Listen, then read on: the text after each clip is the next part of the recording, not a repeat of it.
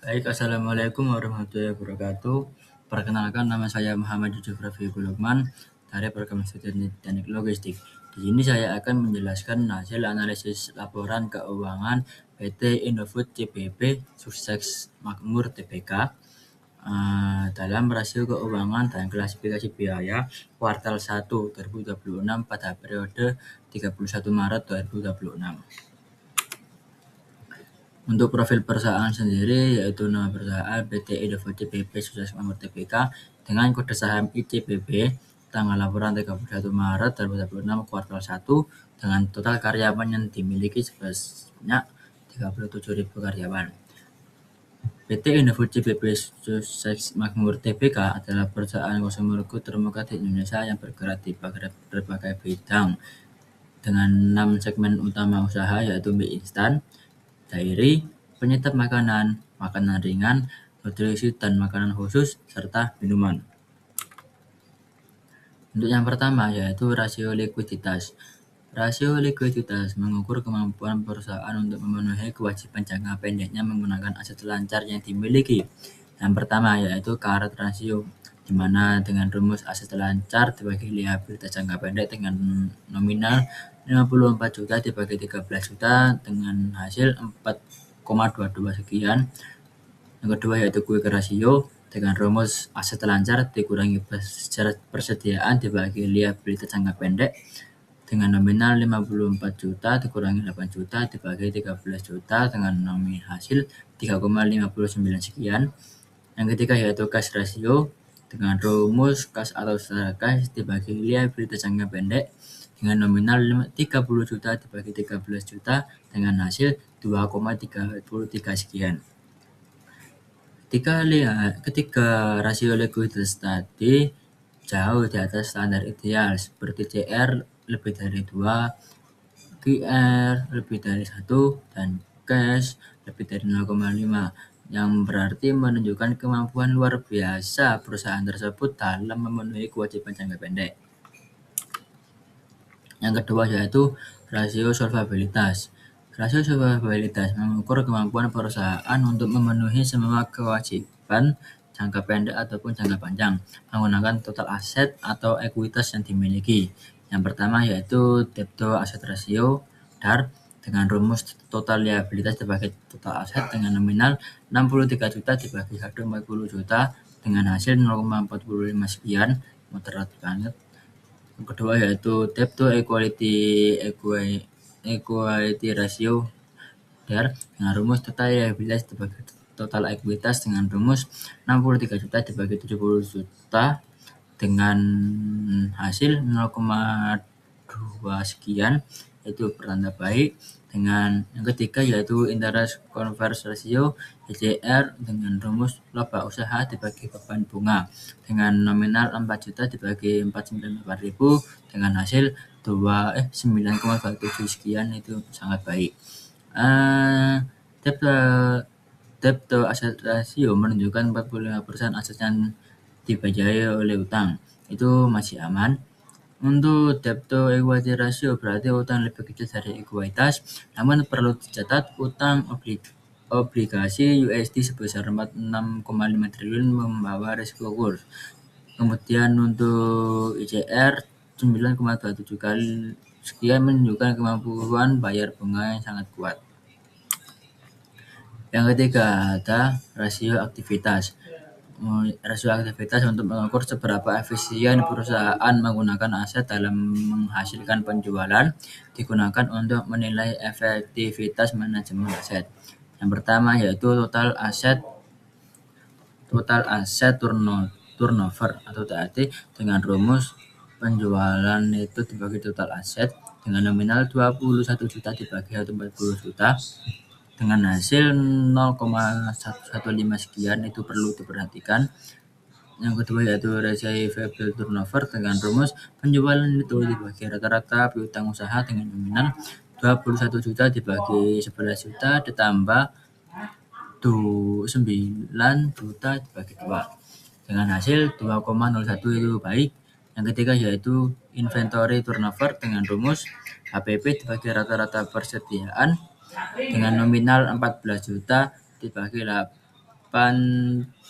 juta ditambah 7 juta dibagi 2 dengan hasil 1,77 sekian.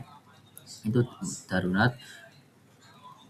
Total aset tower rendah wajar untuk perusahaan dengan volume besar sebesar 54 triliun. Receivable turnover 2,01 sepanjang 45 hari sesuai kebijakan kredit. Inventory turnover sebesar 1,74 kali sekian sekitar 52 hari wajar untuk industri FMCG dengan berbagai macam produk. Yang keempat yaitu rasio profitabilitas, yaitu untuk mengukur kemampuan perusahaan dalam menghasilkan laba dari penjualan aset maupun modal yang diinvestasikan.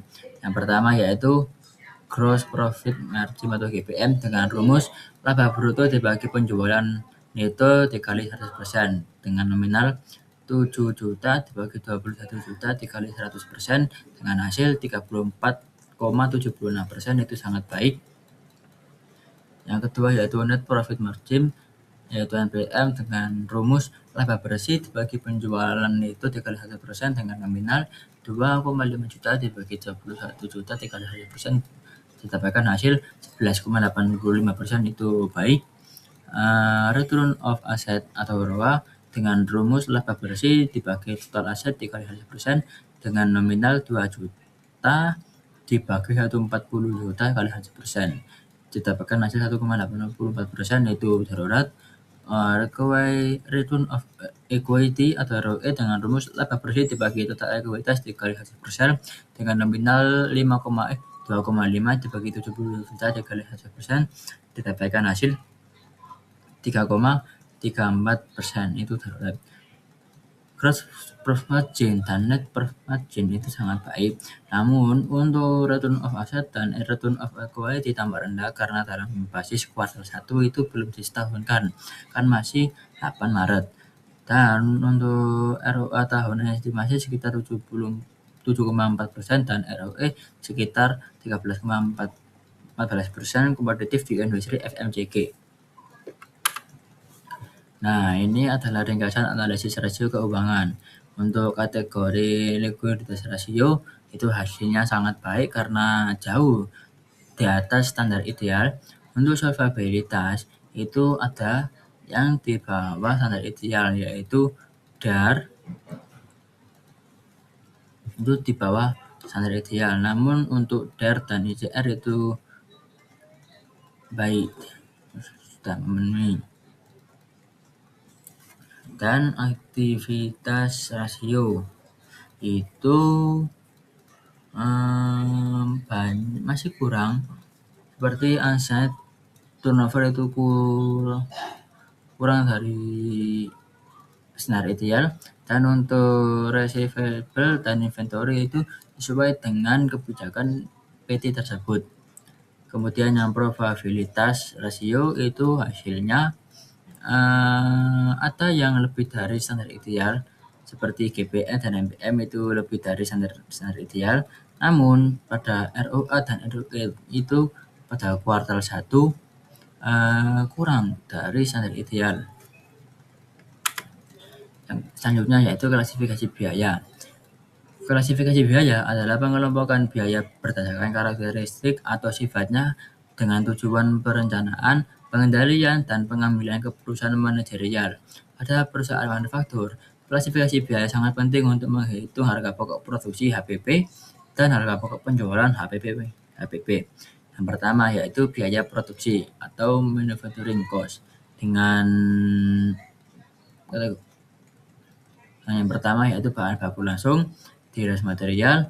Kedua yaitu tenaga kerja langsung, diras labor. Kemudian BOP atau overhead pabrik. Yang kedua yaitu biaya komersial cost dengan biaya produksi dan distribusi, dan biaya umum dan administrasi. Yang ketiga yaitu biaya non-operasi atau non-operating cost dengan beban keuangan seperti bunga atau kos, kemudian bebak pajak penghasilan. Untuk alur klasifikasi biaya pada PT ICBP itu seperti alur biaya, kemudian barang dalam proses, kemudian barang jadi, kemudian harga pokok penjualan, Untuk dasar klasifikasi biaya, yang pertama yaitu fungsi, produksi atau pemasaran atau admin. Yang kedua yaitu ketelusuran seperti langsung atau tidak langsung penjualan tersebut. Yang ketiga ada perilaku seperti perilaku tetap, perilaku variabel dan perilaku semi variabel. Yang keempat ada periode. Di mana periode itu ada periode produk atau periode periodik. Contoh nyata biaya pada PT ICBP kuartal 1. Jenis biaya seperti bahan baku langsung, contohnya tepung terigu, minyak goreng, skim powder, bumbu-bumbu, dan kemasan dan lain-lainnya dengan jumlah 11 juta dan dengan kategori produksi langsung variabel. Kemudian jenis biaya yaitu jenis biaya lain BOP dengan contohnya yaitu depresiasi mesin, utilitas pabrik, tenaga kerja langsung, biaya overhead pabrik lainnya dengan jumlah 2.700.000 itu dengan kategori produksi, campuran tetap atau variabel. Yang ketiga yaitu biaya penjualan dan distribusi. Contohnya yaitu iklan promosi, pengangkutan, kasih sales, royalty dengan jumlah 2.200.000 dalam kategori komersial, periodik, campuran. Yang keempat yaitu biaya umum atau biaya administrasi dengan contoh gaji manajemen, CSR, sumbangan, jasa manajemen SM, outsourcing dengan jumlah 835 kategori komersial, produktif, dan tetap. Yang kelima yaitu beban keuangan, fleksibilitas, rugi kurs aktivitas pendanaan, liabilitas sewa dengan jumlah 1.000.000 sekian dengan kategori non operasi dan periodik.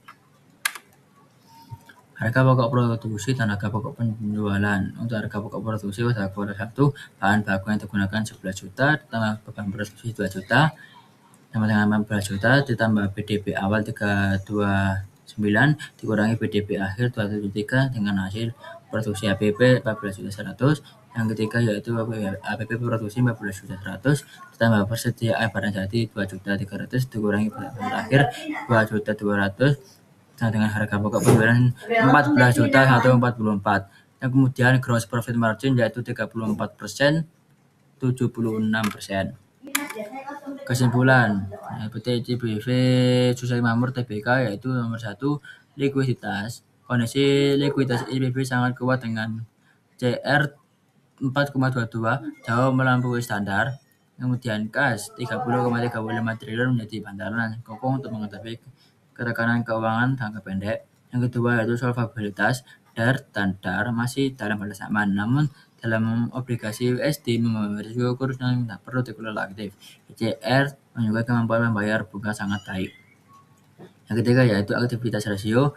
Perputaran aset rendah diakibatkan goodwill PJL 52,2 T, perputaran piutang dan persediaan wajar untuk industri FMCG dengan diversifikasi produk yang luas. Yang keempat yaitu profitabilitas GWM 34,76% menunjukkan perincian power yang kuat. NPM 11,86% menunjukkan efisiensi operasional yang baik. ICBP disebut perusahaan dengan fundamental yang kuat dengan keuangan yang solid. Sekian yang dapat saya sampaikan. Kurang lebihnya ada salah perkataan atau tidak atau kesulitan dalam menjelaskan salah kata, saya mohon maaf yang sebesar-besarnya. Sekian dari saya. Assalamualaikum warahmatullahi wabarakatuh.